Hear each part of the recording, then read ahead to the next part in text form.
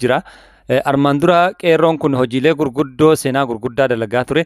Nagaa sindagan yooyyaa ashama harka fuuni hordoftoota MW bakka jirtanitti nageenyi jaalalli keenya sanaa dhaqqabu sinin jecha oduu gurraaf dhageettii guyyaa har'aa keessaa gama sooshaal miidiyaatiin akka taatee gurguddootti adeemsifamaa jirtu gurra isin buufne. Anamootu kan isin wajjin turu obboleessi keessan falmataa roorrooti gama MWtiin warroonni sheer gochuudhaan laayik gochuudhaan nu cinaa dhaabbattan galatoomaa sinin jecha.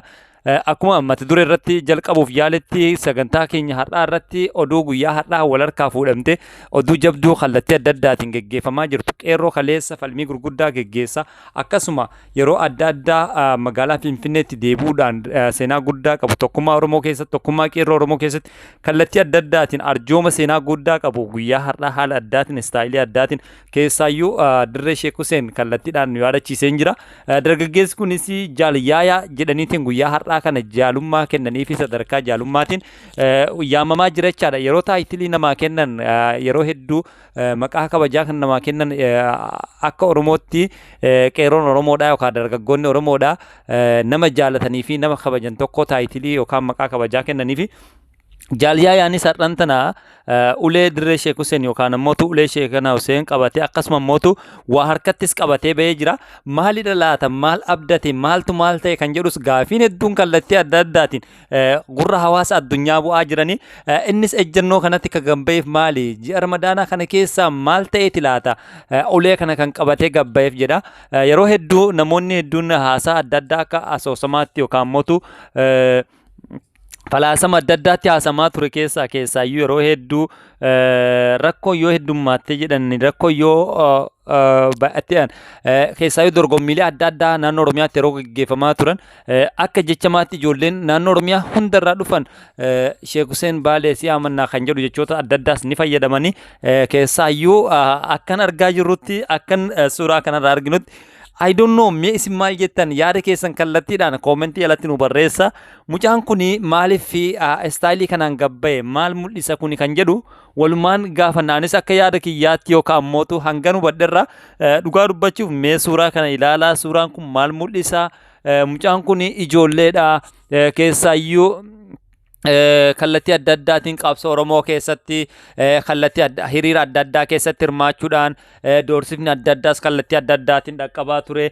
Amman tanatti immoo akkuma argaa jirtan kanatti guyyaa har'aa sadarkaa kanaan mul'atee jira. Maali laata muudamoo argatamoo ergaan isaan dabarsuu barbaadan maali kan jedhu gaafii keenya hundaayyuu kanaaf mee asirratti piikchara yookaan suuraa argitan kanarraa maal hubattan dhugaa dubbachuuf isas gaafiif deebii wajjin godhuudhaaf yaalii irra jirra maaliif akka kallattii kanaan bahe yookaan ammoo istaayilii kana qabatanii jaaliyaayaan waltajjii addunyaa Facebook irratti of gadhiisan. Akkasuma kaameraamaaniin isaanii eenyu kan jedhus gaafii guddaa ta'e jira. Kaameraamaaniin isaanii ajajuma isaaniitiin kaase moo caluma jedhee ofii carraa argatee kaase kan jedhus gaafii adda addaa isaan wajjin godhuudhaaf yeroo ammaa kana yaaliirra jirra. Mee isinoo maal jettan yaada keessan tokko lama jechuudhaan ibsachuu dandeessanii MW'n wantoota adda addaa fuudhee gurra isin buusaa turree jirra. Akkasumatti namoonni adda addaas kallattii adda addaatiin keessaanis dhuftanii qophiilee adda addaa akka qophaa'uuf yaada nuuf kennaa turtan sababa Ramadaanaatiin wal qabatee qophiilee armaan dura qopheessaa turre gurra isin hin buufne.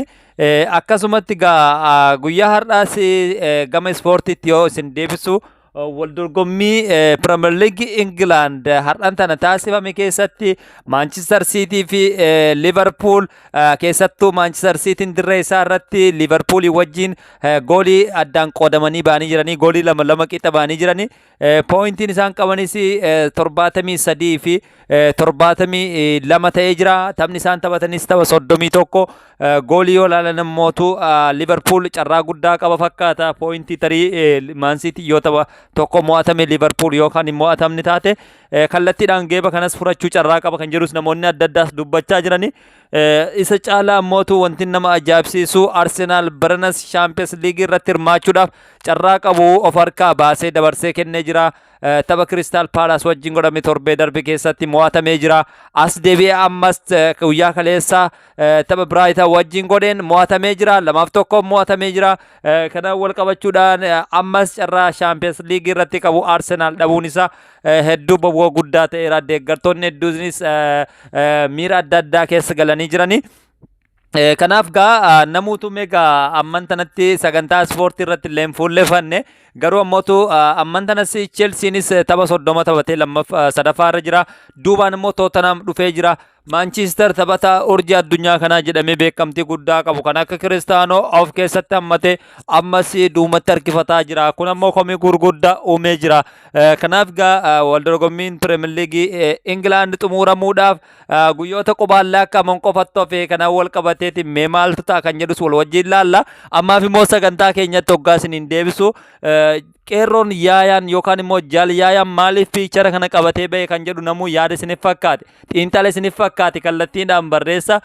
Mucaan kun qeerroo seenaa guddaa qabu keessaayyuu qeerroo jiddu galeessa naannoo Adaamaa Finfinnee ila naannoo Oromiyaa guutuudhaan namoota seenaa gaarii qabuu fi waan gaarii hojjechaa turedha. Keessaayyuu hiriyoota isaa kan akka Lalisaa fa'a akkasuma Jamaal Abdullaahi fa'a ibsa Oromiyaa fa'a Leenci Zaayiraa fa'a ijoollee kanneen ijoollee taafii turan jechaadha. Ijoollee waan gaggaarii dalagaa turanii ijoollee sodaa tokko malee waan hedduu hojjechaa turan jechaadha. Maalirraa ilaata har'a istaayilii kana qabatanii kan ba'an kan jedhu isinumaaf dhiisaa. Hundi keessanuu tilmaama jiddu galeessaa keessan kallattiidhaan barreessaa koomentii kaa'aati. Waan isa gaafachuu qabnu hundumaa barreessaati kallattiidhaan gaafii keessan calalleetiin isa gaafanna. Waan nu dhageeffattaniif galatoomaa isinin jecha MW'n qophiilee adda addaa fuunee gurra isin geessina. Ramadaanaan booda immoo qophiilee hedduu isin dhiyeessina. Waan nu dhageeffattaniif galatoomaa isinin jedha.